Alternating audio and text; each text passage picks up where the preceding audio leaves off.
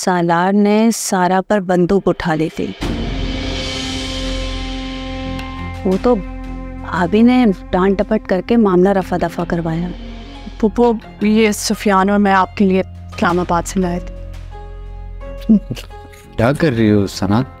तुमने सुना नहीं हो क्या कह रही है? सुना है मैंने, मगर सारा के लिए अब मैं कुछ फील नहीं करती।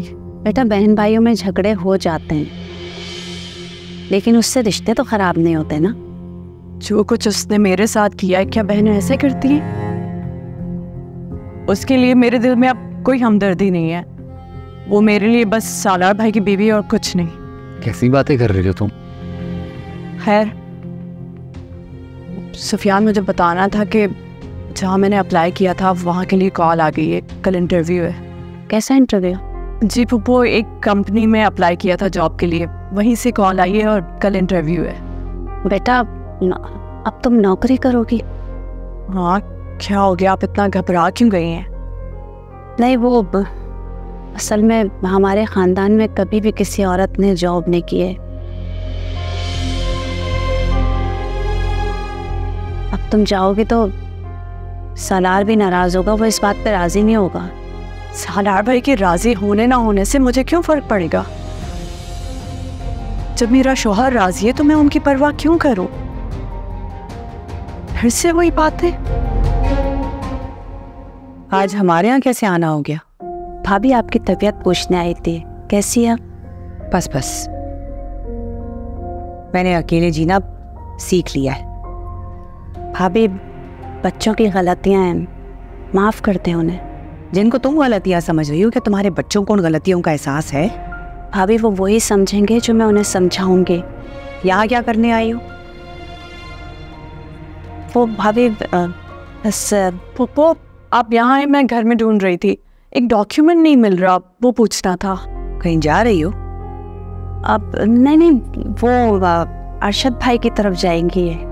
पुप्पो, झूठ क्यों बोल रही हैं? पता नहीं सच क्यों छुपा रही हैं, जबकि छुपाने वाली कोई बात नहीं है। तो तुम्हें से इज्जत की बात कर रही थी, तुम ही बता दो, छोड़ो इसे। वो मुझे एक जॉब इंटरव्यू के लिए कॉल आई है, कल वहीं जाना है। क्या तमाशा है ये? नहीं भाभी, आप फिक्र मत करें, मैं इसे समझाऊंगी, ये कहीं नहीं जाएगी। पप्पू, मैं आपकी हर बात मानूंगी, मगर ये बात नहीं मान सकती। मैं इंटरव्यू देने जाऊंगी। तुम कहीं नहीं जाओगी सना। इस घर में पहले भी भाभी का हुक्म चलता था और अब भी भाभी का हुक्म चलेगा, समझ गई? आप माने इनका हुक्म, मैं ऐसा हुक्म नहीं मान सकती। देखो, तुम इस घर से कहीं नहीं जाओगी। अगर तुम गई तो दोबारा इस घर में कदम नहीं रखना। पप्पू, सोच समझ कर वादा करें, मैं ऐसी किसी बात की हिमायत नहीं कर सकती। इसने तुम्हारा पास नहीं रखा तो ये मेरी इज्जत का क्या पास रखेगी? बेटा, बातें गुस्से और अना में ख़राब होती हैं। इज्जत नफ्स और अना में बारीक पर्दा होता है। अगर कुछ लोग इज्जत नफ्स को अना समझ रहे हैं तो इसमें मेरा कोई कसूर नहीं। अजीब लोग हैं इस घर में, कोई एक भी नॉर्मल नहीं, जिसे देखो इमोशनल ब्लैकमेल करने लग जाता है। बंदा जाए कहाँ? क्या हो गया भाई, सुबह सुबह इतनी खुद कलामी? गुस्सा आ रहा है? खैरियत है? किस पे गुस्सा करूंगी? कौन है जो मेरी बात सुनेगा? क्या हुआ, क्या बताओ तो। यार, पप्पो को पता था आज मुझे जाना है, मेरा पहला दिन है जॉब का, फिर भी वो इशरत आंटी के यहाँ चली गई और उनके सामने मुझे जाने से मना कर दिया। तुमने क्या कहा? क्या करना चाहिए था? माजरत कर ली, मैंने कहा मुझे जाना है। सुफियान, मैं कोई पपेट नहीं हूँ। सना, तुम बोलने से पहले सोचती हो। इंसल्ट कर दी ना अम्मी की चची जान के सामने तुमने। सुफियान, मैंने इंसल्ट नहीं की, मना किया है। तो सना, बड़ों को मना करना उनकी इंसल्ट ही होती है।